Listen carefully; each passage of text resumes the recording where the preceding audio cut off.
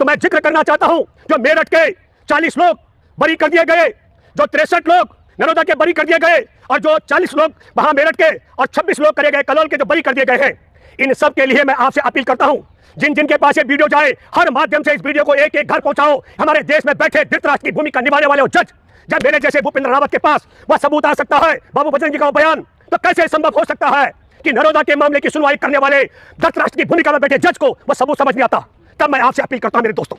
इस वीडियो को इतना पहुंचाओ कि ये गुजरात से लेकर के मेरठ के हसीमपुरा तक हर एक जहां जज सुनवाई कर रहे हैं, उन सब के पास नरोदा का मामला हो, कलोल का मामला, मेरठ का मामला हो, जो जज सुनवाई कर रहे हैं, उन सब जजों के बीवी बच्चों तक भी ये वीडियो पहुंच सके, एक एक वकील के पास पहुंच सके, और देश के सुप्रीम कोर्ट में बैठे मुख्य न्यायाधीश तक पहुंच सके। दंगे, हत्या करने वाले, जिंदा जलाने वाले वो बरी कर दिया जाता हूं। अदालत में बैठे जज कह रहे हैं कि सबूत नहीं है। मैं भूपेंद्र रावत सबूत देता हूं आप सब लोगों के सामने। बाबू बजरंगी का बयान पब्लिक डोमेन में है। हमारा एक पेज है voice of Indian peoples VIP Facebook का, उसमें बाबू बजरंगी का वो बयान अपलोड कर रखा हमने, जो बाबू बजरंगी ने कहा कि हमको पहले पकड़ो, इनको पकड़ो, काटो और जला डालो, और बोला कि हम तो उस दिन 2002 के दंगे में भी पकड़े, काटे और जला दिए और आकर के सो गए, हमें किसी प्रकार का भी संकोच नहीं। देश की सच्चाई सच छुपने नहीं देंगे। दोस्तों नमस्कार, मैं हूं भूपेंद्र रावत और आज मैं आपके साथ बात करूंगा। हमारे देश के अंदर यदि कोई चोर को चोर कहेगा तो उसकी सांसदी छिन जाती है, और जब कोई इस देश के अंदर दंगे करे, बलात्कार करे, हत्याएं करे, मासूम बच्चे, महिलाओं का कत्ल करे, उन्हें जला डाले, तो बरी कर दिया जाता है। ये बात मैं सबूत के साथ आपके सामने कहना चाह रहा हूं। मैं जिक्र करूंगा, आपको क्रोनोलॉजी को समझिए आप। बिहार के अंदर बड़े पैमाने पर भाजपा RSS के लोगों के द्वारा तलवारें बांटी गई, और तलवारें बांटने के बाद 1 अप्रैल को 1987 का मैं पहले जिक्र करूं, 1987 में 63 लोगों की हत्या कर दी गई थी मेरठ के इलाके में, और सैकड़ों लोग घायल हो गए थे। सबने बारात के दिन दंगा किया गया था। उन सब जो आरोपी थे, उनमें से 40 आरोपियों को 1 अप्रैल को अदालत ने सबूत के अभाव में बरी कर दिया। और ठीक 1 ही अप्रैल को गुजरात के कलोल का मैं जिक्र कर रहा हूं, 63 लोगों की हत्या मेरठ में हुई थी। 63 लोगों की हत्या करने वाले, सैकड़ों को घायल करने वालों को 1 अप्रैल 2023 को बरी किया जाता है। और 1 ही अप्रैल 2023 को, कलोल गुजरात की मैं बात कर रहा हूं, 2002 में जो दंगे हुए थे, 1 अप्रैल 2023 को उनको भी बरी कर दिया जाता है, क्योंकि 2 अप्रैल को रामनवमी थी। एक संदेश देना था RSS भाजपा के माध्यम से। मैं दावा करता हूं यह क्रोनोलॉजी का हिस्सा है। जजों ने ईमानदारी के साथ फैसला नहीं किया। मैं सवाल खड़े इसलिए कर रहा हूं कि पहले तलवारों का वितरण होता है और फिर संदेश देती है भाजपा कि दंगा करने वाले, बलात्कार करने वाले, कत्ल करने वालों को रिहा कर दिया जाएगा, बरी कर दिया जाएगा। यह कैसे संभव हो सकता है कि गुजरात और उत्तर प्रदेश के दंगाई, बलात्कारी, हत्यारे, देशद्रोही, बलात्कार करने वाले, मासूम बच्चों का कत्ल करने वाले, जिंदा जलाने वाले, कोख में कत्ल करने वालों को बरी कर दिया जाता हो। और फिर मैं आपको बताना चाहता हूं, आप सब लोगों ने सुना होगा माया कोडनाली, जो भाजपा की विधायक रही है, और बाबू बजरंगी और माया कोडनाली के साथ में जो आपने सुना होगा नरोदा का मामला, नरोदा दंगों में 11 लोगों की हत्या हुई थी, दर्जनों लोगों को,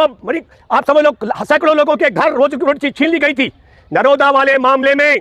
बाबू बजरंगी, जिसको पैरोल पर लाया गया, और जब पैरोल पर था तो दिल्ली में 2020 का मैं जिक्र कर रहा हूं, वो दिल्ली के दंगे बाबू बजरंगी के इशारे पर किए गए थे। तो अब ये सोचना पड़ेगा, हमारे देश के अंदर,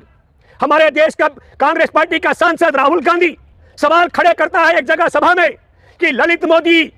नीरव मोदी पैसा लेकर चोर भाग गए, और इनको भगाने वाला नरेंद्र मोदी ही चोर क्यों होते हैं? इतनी बात चोर को चोर कहने पर सांसदी चली जाती हो, और जब बलात्कार, दंगे, हत्या करने वाले, जिंदा जलाने वाले वो बरी कर दिया जाता हूं। अदालत में बैठे जज कह रहे हैं कि सबूत नहीं है। मैं भूपेंद्र रावत सबूत देता हूं आप सब लोगों के सामने। बाबू बजरंगी का बयान पब्लिक डोमेन में है। हमारा एक पेज है voice of Indian peoples VIP Facebook का, उसमें बाबू बजरंगी का वो बयान अपलोड कर रखा हमने, जो बाबू बजरंगी ने कहा कि हमको पहले पकड़ो, इनको पकड़ो, काटो और जला डालो, बलात्कार, दंगे, हत्या करने वाले, जिंदा जलाने वाले वो बरी कर दिया जाता हूं। अदालत में बैठे जज कह रहे हैं कि सबूत नहीं है। मैं भूपेंद्र रावत सबूत देता हूं आप सब लोगों के सामने। बाबू बजरंगी का बयान पब्लिक डोमेन में है। हमारा एक पेज है voice of Indian peoples VIP Facebook का, उसमें बाबू बजरंगी का वो बयान अपलोड कर रखा हमने, जो बाबू बजरंगी ने कहा कि हमको पहले पकड़ो, इनको पकड़ो, काटो और जला डालो, और बोला कि हम तो उस दिन 2002 के दंगे में भी पकड़े, काटे और जला दिए और आकर के सो गए, हमें किसी प्रकार का भी संकोच नहीं। तो मैं जिक्र करना चाहता हूं, जो मेरठ के 40 लोग बरी कर दिए गए, जो 63 लोग नरोदा के बरी कर दिए गए, और जो 40 लोग वहां मेरठ के और 26 लोग करे गए कलोल के जो बरी कर दिए गए हैं, इन सब के लिए मैं आपसे अपील करता हूं, जिन जिन के पास ये वीडियो जाए, हर माध्यम से इस वीडियो को एक एक घर पहुंचाओ। हमारे देश में बैठे धृतराष्ट्र की भूमिका निभाने वाले वो जज, जब मेरे जैसे भूपेंद्र रावत के पास वह सबूत आ सकता है, बाबू बजरंगी का वो बयान, तो कैसे संभव हो सकता है कि नरोदा के मामले की सुनवाई करने वाले धृतराष्ट्र की भूमिका में बैठे जज को वह सबूत समझ नहीं आता? तब मैं आपसे अपील करता हूं मेरे दोस्तों, इस वीडियो को इतना पहुंचाओ कि ये गुजरात से लेकर के मेरठ के हसीमपुरा तक हर एक जहां जज सुनवाई कर रहे हैं, उन सब के पास नरोदा का मामला हो, कलोल का मामला हो, मेरठ का मामला हो, जो जज सुनवाई कर रहे हैं, उन सब जजों के बीवी बच्चों तक भी ये वीडियो पहुंच सके, एक एक वकील के पास पहुंच सके, और देश के सुप्रीम कोर्ट में बैठे मुख्य न्यायाधीश तक पहुंच सके। और मैं आपके माध्यम से अपील करता हूं, जो हमारे मित्र इस देश में, देश के लोकतंत्र, संविधान, मानवता, इंसानियत, भाईचारे को बचाने की लड़ाइयां निरंतर लड़ते आ रहे हैं, उनसे मैं अपील करता हूं, उठ खड़े हो जाओ, क्योंकि सबूत का अभाव, सब बाबू बजरंगी का जो बयान है वो सबसे बड़ा साक्षी है। मैं जिक्र करना चाहता हूं 1987 में जो 63 लोगों की हत्या कर दी गई थी, उनकी लाशें जिस समय पोस्टमार्टम हो रहा था, चीख चीख कर कह रही थी हमारी हत्या कर दी गई है। सैकड़ों लोग जो घायल थे अधमरे, उनके देह पर पड़े घाव और निशान, जब इलाज कराने हॉस्पिटल पहुंचे, वो उनके अधमरे शरीर बता रहे थे कि हाँ हमारे साथ अन्याय हुआ, अत्याचार हुआ, हमारे को दंगाइयों ने मारा पीटा। इसी प्रकार का मैं जिक्र कर रहा हूं, कलोल में जो 12 लोग मार दिए गए और सैकड़ों लोग घायल कर दिए गए, उनकी देह, उनकी लाशें बता रही थी, मृतक 12 लोगों की लाशें बता रही थी, पोस्टमार्टम रिपोर्ट बता रही थी कि हाँ हमारी हत्या कर दी गई है। नरोदा में 11 लोगों की लाशें, जो नरोदा में माया कोंडानी और बाबू बजरंगी जैसे लोगों ने जिन्होंने हत्याएं करवाई, वो लाशें बता रही थी, वो घायल बता रहे थे हाँ हमारी हत्याएं कर दी गई है। मैं दावे के साथ मैं कह सकता हूं ये क्रोनोलॉजी का हिस्सा है, ताकि 2 अप्रैल को रामनवमी के दिन ध्यान भटकाने का षड्यंत्र था। फिर मैं कहता हूं ये ध्यान क्यों भटकाया जा रहा था? हमारे देश में हिंडनबर्ग की रिपोर्ट आने के बाद अडानी के मामले में पोल खोल हो रही है, नरेंद्र मोदी की सरकार की नाक कट रही है कि चीन के साझेदार को देश बेच रहा है। इस सारे मुद्दे से ध्यान भटकाने के लिए, लोगों को दंगाई बनाने के लिए एक संदेश दिया गया, अगर आप मस्जिद पे हमला करोगे, मुसलमानों को काटोगे, मारोगे, पीटोगे, तो हमारी सरकार है 10, 20, 30 साल जेल में सड़ोगे, नरोदा वाले मामले माया कोंडाली की तरह, और फिर हम तुमको बाइज्जत बरी करा देंगे। हम जजों को अब मैं आपसे पूछना चाहता हूं, आपके माध्यम से संदेश का सवाल करता हूं, यदि हमारे देश के जज जानबूझकर सबूतों की अनदेखी कर रहे हैं, साक्ष्यों की, तो ऐसे नालायक को जज की कुर्सी पर रहने का हक नहीं है। और यदि जज ईमानदारी के साथ सुनवाई कर रहे हैं और जांच अधिकारियों ने बेईमानी की है, ये जजों का दायित्व बनता है कि उनके खिलाफ एक्शन लिया जाना चाहिए। ये कैसे संभव हो सकता है कि देश के अंदर लाशें हुई हो, देश के अंदर हत्याएं हुई हो, बलात्कार हुए हो, लूटपाट आगजनी हुई हो, और उन्हें बाइज्जत बरी कर दिया जा रहा है? तब मैं ये कहना चाहता हूं, आज भारत की 140 करोड़ आबादी के लिए यह एक बड़ी चुनौती का मामला है कि बाबू बजरंगी ने कहा मुझे बहुत मजा आता है पकड़ने में, काटने में, टुकड़े करने में और जलाने में, और आज भी मैं इसके लिए तैयार हूं। ये बाबू बजरंगी का बयान आज भी पब्लिक डोमेन में है। यदि न्यायपालिका में बैठे जजों में रत्ती भर भी शर्म है और हमारे देश के संविधान के प्रति अगर सम्मान है, लोकतंत्र के प्रति अगर आपकी श्रद्धा है, तो तत्काल इस वीडियो को तुम्हारे पास पहुंचने तक स्वतः संज्ञान लेकर के बाबू बजरंगी को जो बाइज्जत बरी कर दिया गया, उसे दोबारा जेल में डाला जाए। दोस्तों, इनकी रिहाई हमारे देश में संविधान की हत्या है, इनकी रिहाई हमारे देश के लोकतंत्र की हत्या है, इनकी रिहाई हमारे देश की न्यायपालिका की हत्या है, और इनकी रिहाई हत्यारे, बलात्कारी, दंगाओं की रिहाई हमारे देश की पुलिस व्यवस्था और तमाम मानव सभ्यता की भी हत्या का मामला है। इसलिए मैं आप सब लोगों से अपील करता हूं, उठ खड़े हो जाओ।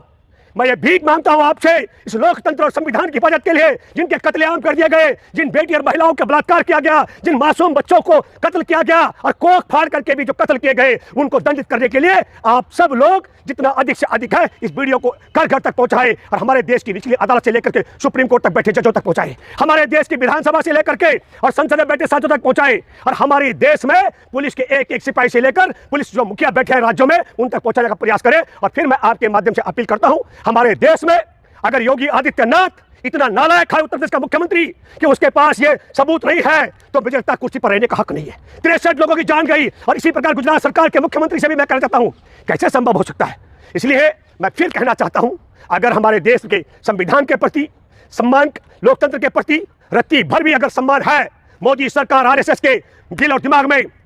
तो ये 63 लोगों की मेरठ के पास 1987 में हत्या करने वाले, सैकड़ों घायल करने वालों को सजा दिलाओ। कलोल के पास 12 लोगों की हत्या करने वाले हत्यारों को, बलात्कारियों को सजा दिलाओ, और नरोदा में बलात्कार, हत्या, आगजनी, कत्ले आम करने वाले माया कोंडानी और बाबू बजरंगी को सजा दिलाने, उसके सहयोगों को सजा दिलाने का काम करे, अन्यथा देशवासियों से मैं अपील करता हूं।